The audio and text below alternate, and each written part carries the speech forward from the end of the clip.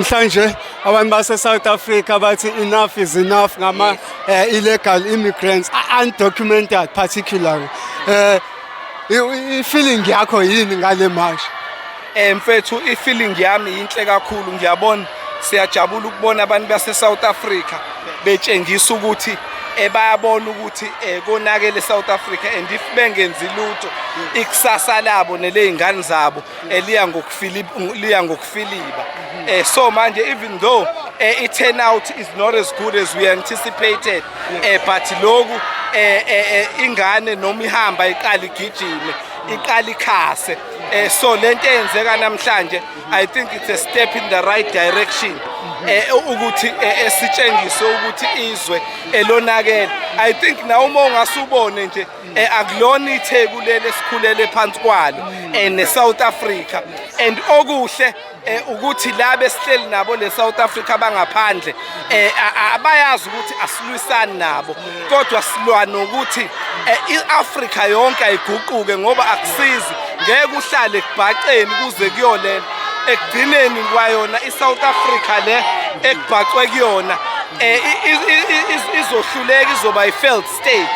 So kubalulekile ukuthi thina njenge-South Africa siqale i-dialogue regarding ukuwa kwe-Africa, ukuthi manje i-Africa ayibuye ibuyele kuma-Africans, not just because this is not just a South African matter, but uma ubheke ezwekwazi lase-Africa ezansi nangaphezulu nasempumalanga nasentshonalanga konakele i-Africa ibhedukiswa ongcungwa abazama ukuthi baphinde bagobongele umbuso.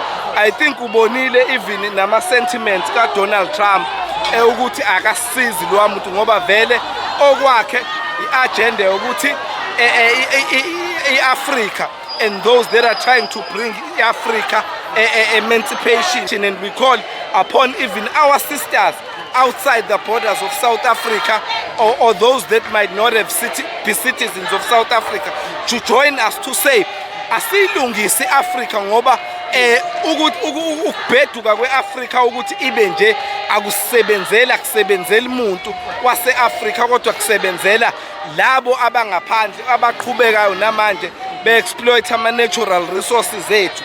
So if ubuka even the sketch of crime and its relationship with substance abuse and drugs, uzobona ukuthi lento yewunga nalama drugs ebesingawajwayele thina njenge-South Africa ukuthi aqhamuke kakhulu the time ama-borders ethu eseba more porous, okusho ukuthi abantu bangaphandle befika especially laba ba-wrong. Thina besazi nje ukuthi umuntu i-drug noma isidakamizwe siyingozi e-South Africa insangu, besithi awusebhema insangu ayingeke angisahambi naye, kodwa manje insangu iyona esiphenduka i-social drug.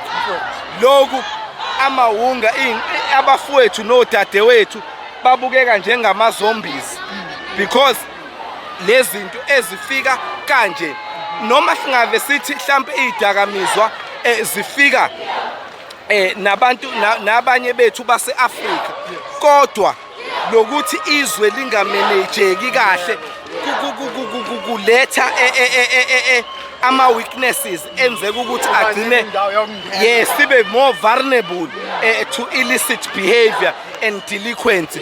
I think I will drop it for now and say ukuthi this is a good call. I hope no organizer uSis Jacinta Ngobese she won't be disempowered.